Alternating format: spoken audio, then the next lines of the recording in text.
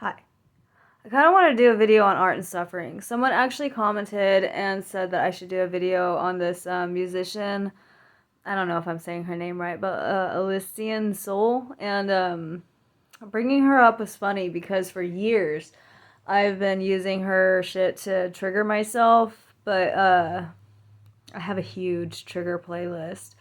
But I think that there should be absolutely no barriers to art. You know, whatever art should remain an absolute pure bastion of freedom, and as long as nobody gets hurt when you create your art, then there should be no problem, no matter how fucking stupid or outrageous it is. And I mean, like, I think that's maybe sometimes even people should get hurt. I don't know. I mean, like, I still have like a fine line and a gray area with that.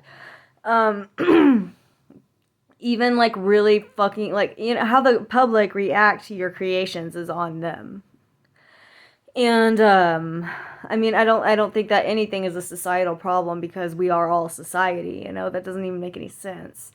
And that being said, you know, some artwork is fucking stupid. Like Gigi Allen is fucking stupid. Richie Edwards is fucking stupid. I mean, even me and Elysian and Van Gogh stuff is like fucking stupid if you hold it all under a microscope. You know what I mean?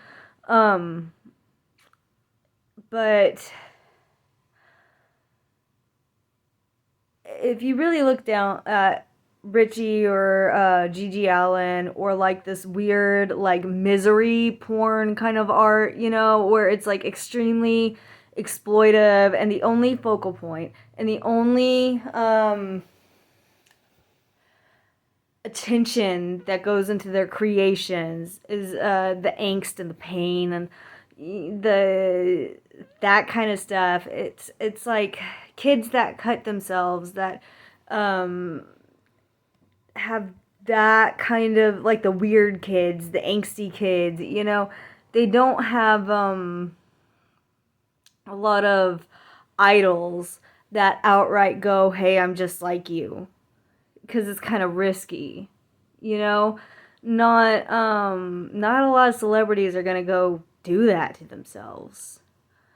Um, they don't have many heroes just because not many uh, people who are going to be, I guess, before there were influencers, there were rock stars, you know, and no one's gonna go be the mental health rock star because nobody wants to be the troubled crazy person except for, I guess, the really troubled crazy person. And then like that person couldn't even fucking function.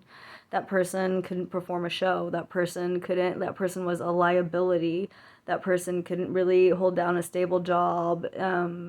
Nobody nobody wants to be Richie Edwards. You know, you don't want to be Richie. You don't want to be Gigi Allen. You don't want to be me. You don't want to be Elysian. You don't want to be Eugenia. You know, it might be a quick gimmick to get people to watch your YouTube videos or buy some albums or to follow your streams. But the reality of the situation is that being the mental health dude, um, it ruins your life and it scares everybody away from you and it makes you a laughing stock and it makes you a liability to future employers and they're not scared of you because they think that you're an edge lord. They're scared of having to deal with you.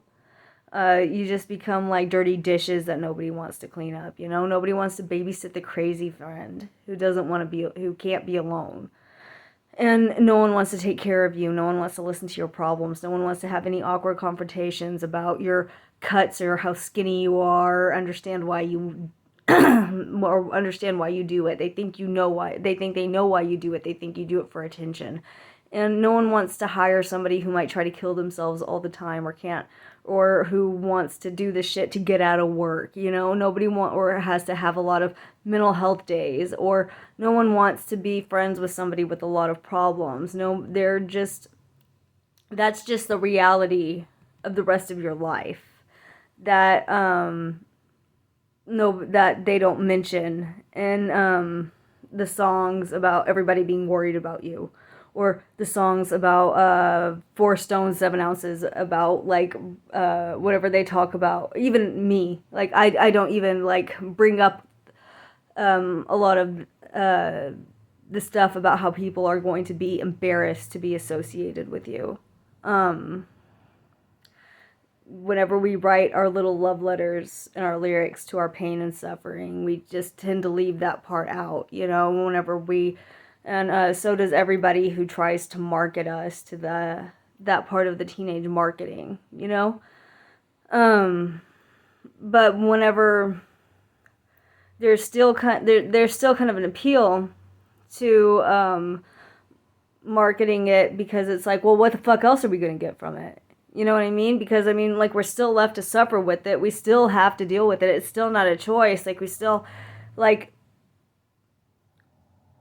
what the fuck else are we gonna do? But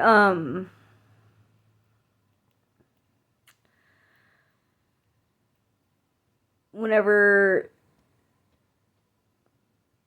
there's somebody like Richie who can't even fucking play an instrument and is basically the Eugenia Cooney of Wales in the 90s, who's basically the pathetic little fucking sick girl for all teens to relate to, all he had was being sick.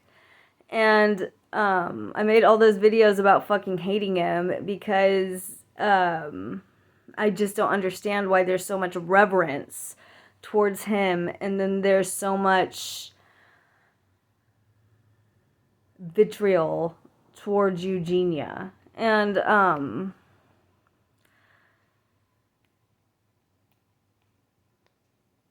we make these spectacles and romanticize and make these mysteries out of things that we don't understand, but then we like all, and we still seek it out. Like, there's an automatic audience that's there for sure. Like, I mean, I created this channel understanding, I don't think I fully understood, I think I kind of knew what, I didn't, like, I'm not going to be a lawyer or nothing, you know, so I didn't really care, but, I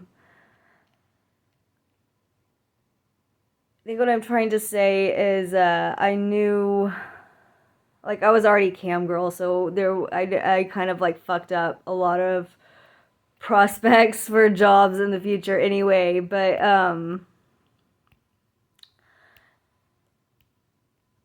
it's like, you know, Eugenia or Amberlynn or something, like, they're never going, like, they fucked a lot of jobs up in the future for them, and then, like, it does fuck up a lot of the ways that people will see you forever if they know that you're mentally ill in any way. Like, a lot of people are still like that. You'd be really surprised at how differently people would treat you once they find out you're kind of crazy or you've been to a mental hospital or something. But I've been to 2 separate therapists and a psychiatrist that each separately told me, and this was before I entirely gave up on doctors and therapy and all that altogether, but they told me that if I wanted to get better, and I started a pill regime, it was very likely that I would lose my creativity and my artistic ability altogether. And one of them even wanted to do sessions on how I was going to deal with that and how I was going to completely rewrite my identity as a non-autistic person and artistic person, as as a person that no longer had any artistic ability without my songs or anything. And I would I rather be sad? Would I rather be miserable and still be who I am? Or were they wrong? I don't know. Ultimately, the whole experience just left me feeling like, are they wrong? And do I prefer my identity as a struggling and suffering artist, as dumb as that may sound? Or were they wrong, and would I maintain that ability no matter what my mood and behavior were like? But I guess we'll never really know. They made me scared to find out, but I imagine a lot of artists feel that way. Okay, I don't know. Bye.